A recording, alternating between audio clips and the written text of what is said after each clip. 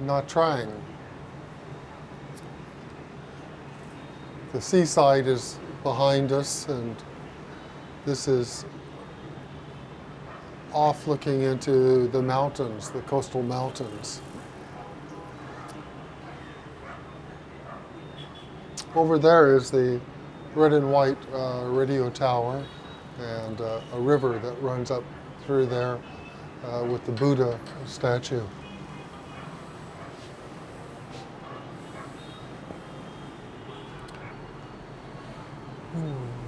Over there, Vinmart, about a 5-floor shopping center, very small, with a swimming pool in the top of it,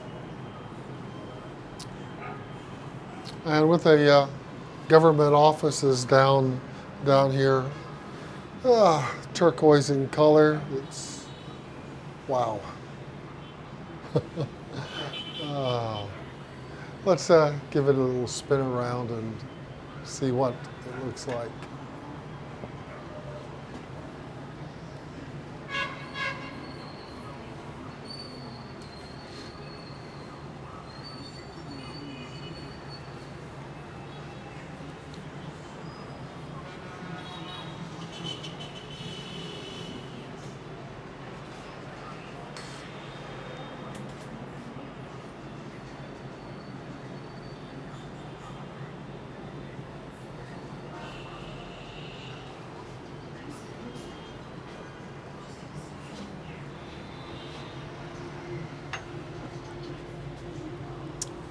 But the most amazing part is that radio antenna sitting out there. And the question is that there's a piece of property there that's available right on the river. And will that be the next location? Is it time to move from Ho Chi Minh, Saigon, and come here and live? Wow, decisions. Nha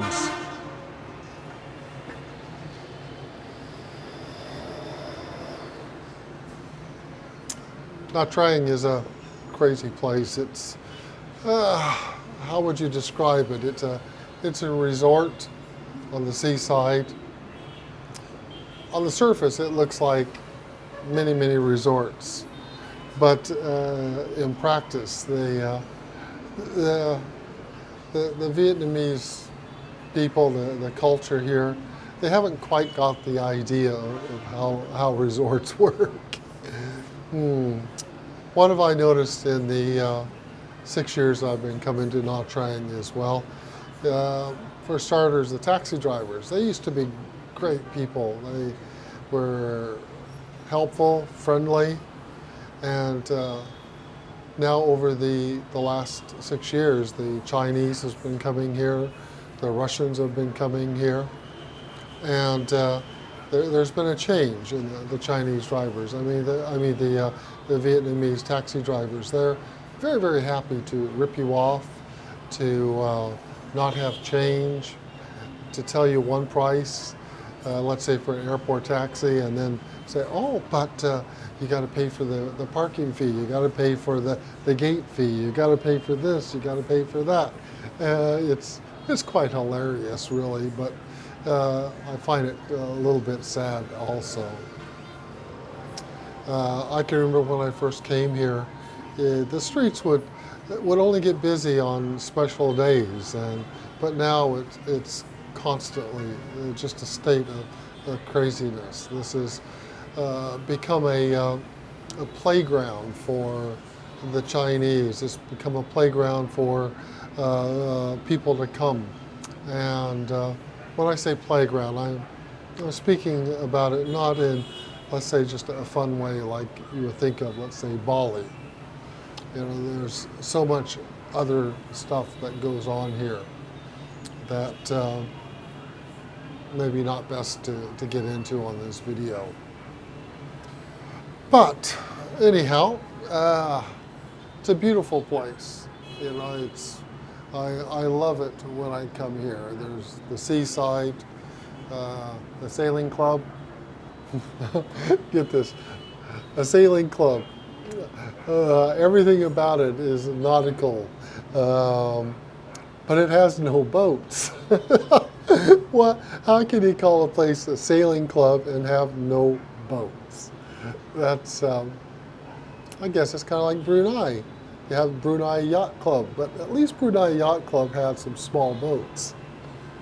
Oh well. Yes, I wish I would have brought the 70-200, the telephoto zoom lens to take some of these pictures here. I know that we're not doing well with what lenses on the camera, but for now let's zoom out and take a look around.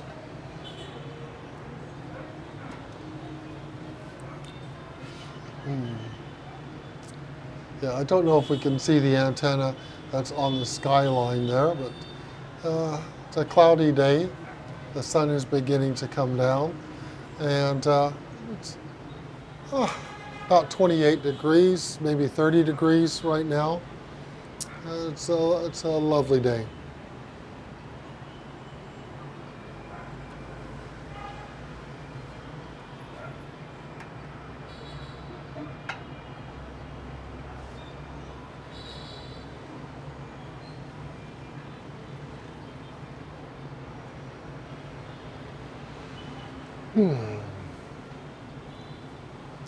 So I've been giving the EOS-R a real bashing and testing it to decide, is this the camera for me to use to do just on-the-spot vlogs like this. I am finding that the big sales item for this camera is the addition of the Rode Wireless Go microphone system. It seems to make it quite a usable system. I've got the native 24-105 f4.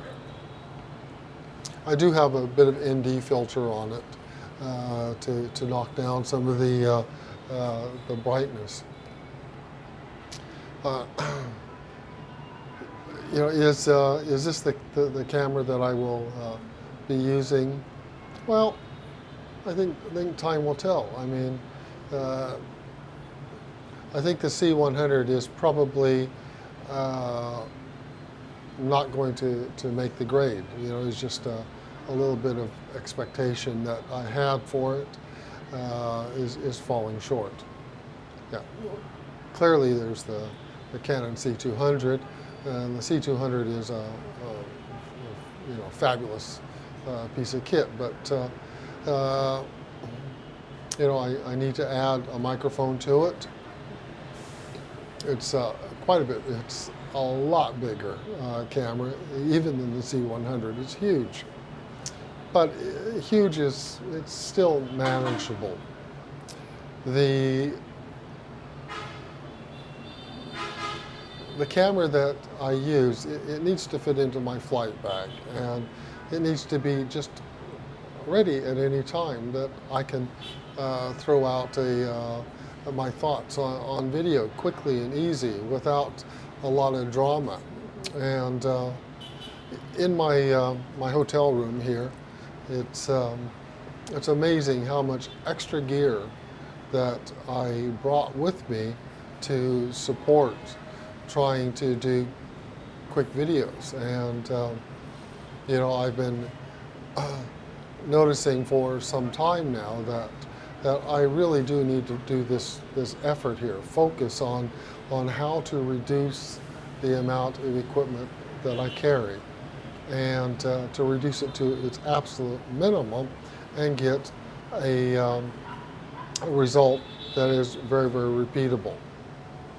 Yeah, the C100, it has the built-in ND filters. That's fantastic.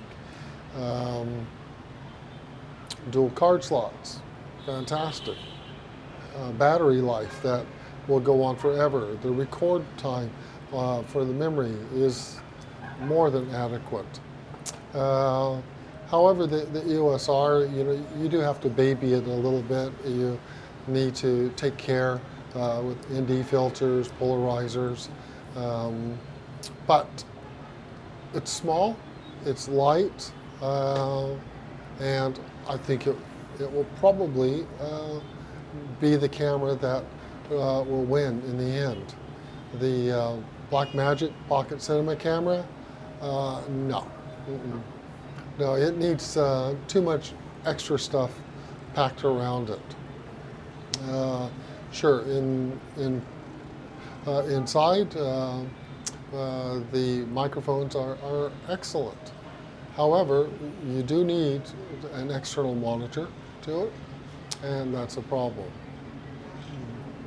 I have the Ninja and the Atomos Inferno, I believe, the 7-inch Inferno. Both of those are absolutely lovely screens, daylight viewable, but they are another piece of equipment to carry around. And if I can find a way to reduce that, then all the better. The EOS-R does do C-Log 8-bit internally, 10-bit externally, which I can output to the Blackmagic recording equipment, which is outstanding. It seems that I found a solution that I've warmed to, which is the wireless Go microphone from Rode. That's giving me a very, very consistent result. And we'll see more and more. The other thing that I find interesting is that the wireless Go, I could use it to go out and to collect other sound effects that in real time. I was considering whether to start bringing a Zoom recorder with me, but I can argue that, well, then I've got a complete digital audio workstation if I bring the Zoom. But it's yet another piece of equipment. And the reality is, in my lifestyle, my work, my job, I just don't have time for that. I need just plug it in and go. And I don't really know what I was hoping for on these tests. I went into these tests with a very open mind and thought, well, we'll just see which one is easiest to use, which one is giving me the most repeatable results. And initially, the C100 was doing a fabulous job, notwithstanding the physical size of the C100. But the EOS-R has more or less just continued to hang in there. And I think that maybe with a little bit of work on some step-down rings, the ND filters, refining how I use those, this may well be a very good option. Excuse me.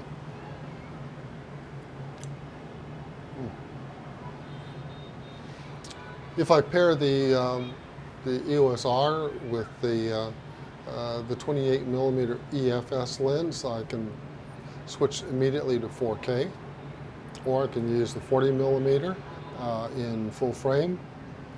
Yeah, and that even slims the camera down even more. The 24-105 lens that's on the camera now it's a brilliant lens, but perhaps the better lens might be to look at the 16-35 f2.8.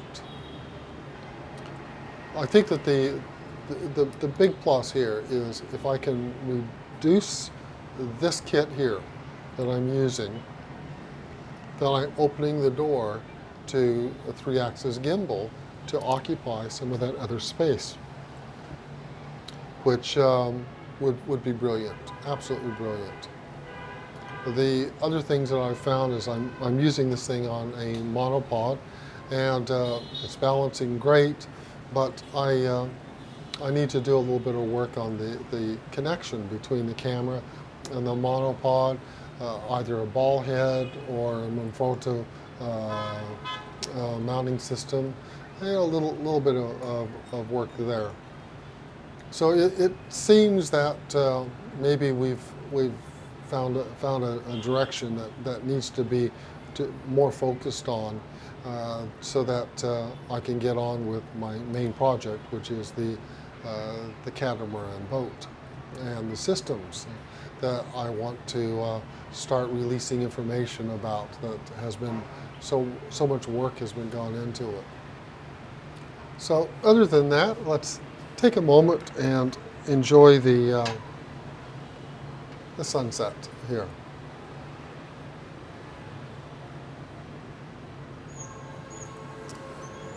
So we have the sunset coming down through there. Let's try a little changing the ND, bringing it in a little bit.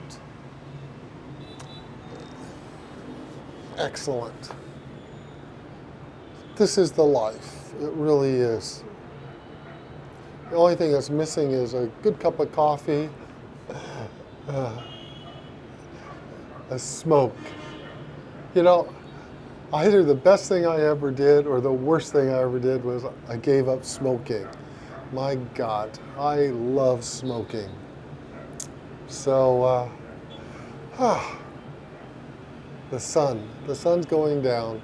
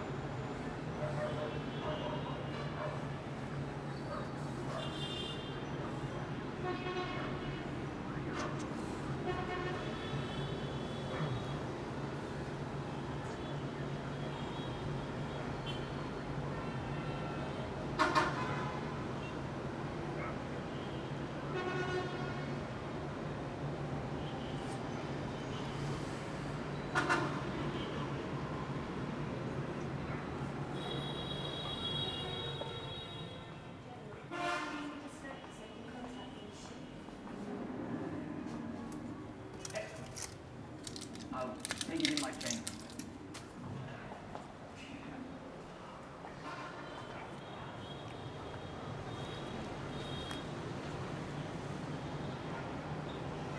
So I guess now would be a really good time maybe just to consider the boat options. So we've got three materials that we can work with. We have pure composite, we have plywood and epoxy sheathing, and we have aluminum. Composite is by far the absolute best choice of material. However, it comes with some very, very big negatives. The first negative is the price. The second negative is the amount of labor that it takes to work on it, and the hours of sanding, and the crazy, crazy cost of consumables, buckets, sandpaper, acetone, brushes, squeegees, and so on. And much of the same problem applies with the plywood epoxy glass sheathing as well.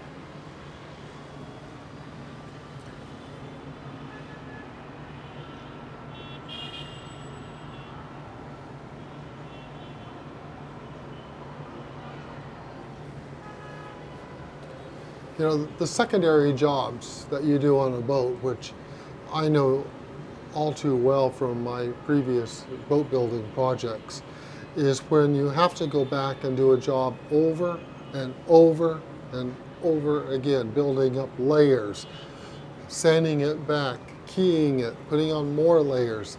And as the job comes closer and closer to becoming finished, your consumable cost just skyrockets because it's just little jobs. And when you start taking thousands of these little jobs, then you start running into tens of thousands of money values in whatever currency to fulfill those jobs. So we're down to aluminium. Aluminium is got to be the material of choice.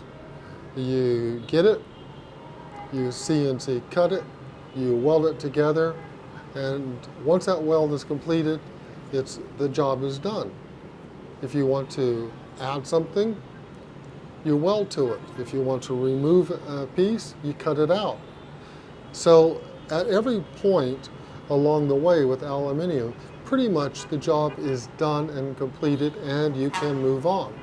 The materials that you need to support aluminium is you need acetone, stainless steel brushes, welding equipment, gas, some TIG gear. So, you know, your consumable cost is still there, but it is nothing like the consumable costs in working with glass in whatever form that it's going to be. So now we get down to the boat form. And fundamentally, we're looking at either a semi-displacement hull or a displacement hull.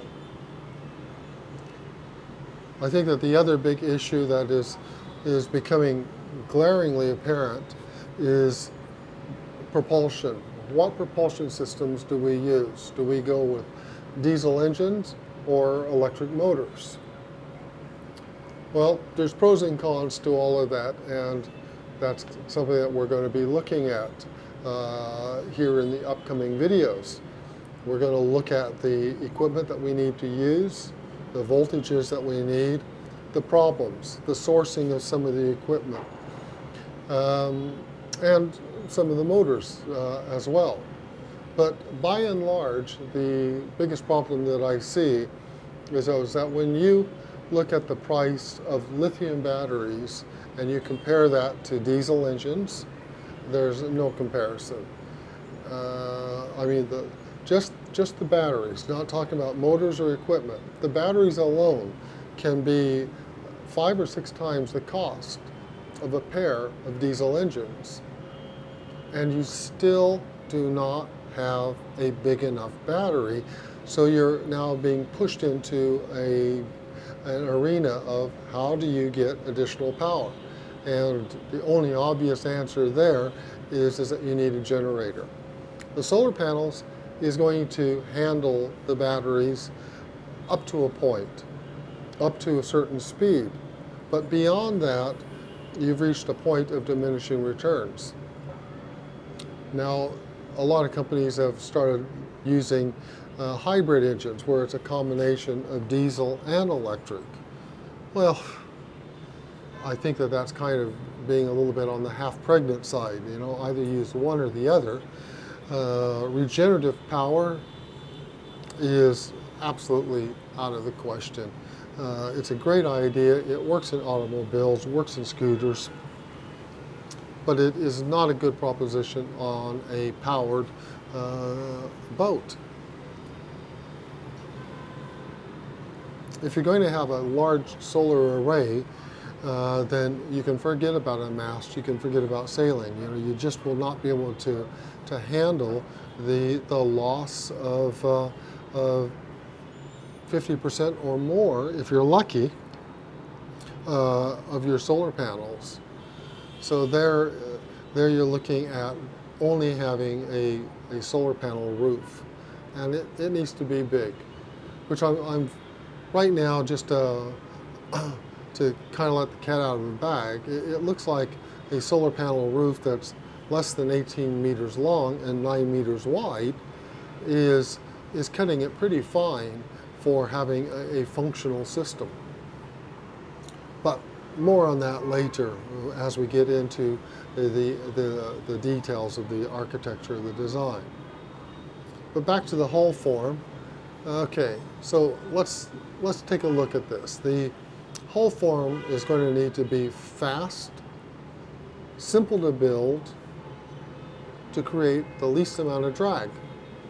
And there we're looking at some form of trapezoidal shape or a Wareham V shape, V hull.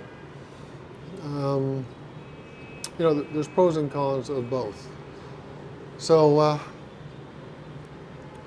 I think that's probably where we're going to start picking up is introducing the practical problems of building different kinds of hull forms, and look at which hull form, in terms of how to make it, is going to yield a good finish, but fast, low cost, and predictable. There's the next challenge. Once we get into looking at a lot of the catamarans on the market, they're basically floating condominiums.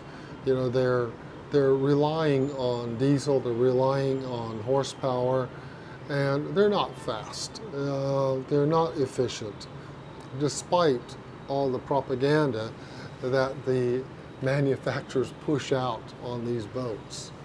You know, you look at, for example, the Lagoon. Beautiful boat, absolutely beautiful. The hulls are huge, absolutely huge.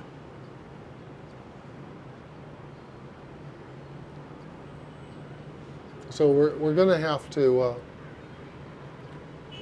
find the compromise there. Sure, I love the full hulls. I want to live on the boat. I want it to be the home for the rest of my life. So it needs to be comfortable. And I do need to take some compromises. Do I want a race boat? Absolutely not. No, I don't. Do I want a sailboat? Well, it would be nice, but not necessarily. I think that the solar panel approach may be a better solution for me.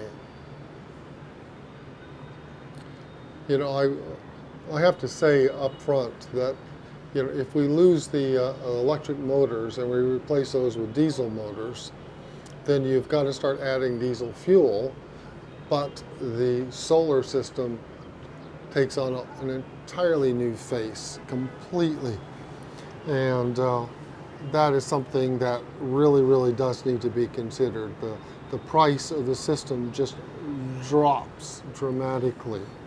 And you can put together, with today's technology, a fantastic solar system for not a lot of money that will give you literally unlimited power, except for the propulsion. So maybe I need to look at some form of hybrid system. I've toyed around with that idea, and what I'm calling a hybrid is diesels and electric propulsion. A combination there. So we'll visit that one again a little bit later. But for now, I think that the race is fundamentally a trapezoidal hull shape, maybe an asymmetric trapezoidal hull shape, but we'll just call it a trapezoidal hull form, versus the Wareham V hull approach. And the Wareham V hull definitely has some inviting prospects. The biggest prospect that it has is it's the ease of beaching the boat. You know, it's just so easy to do that. The flared bows, they're anything but modern. They're very old, but the hull style is lovely. It definitely is lovely. And it definitely warrants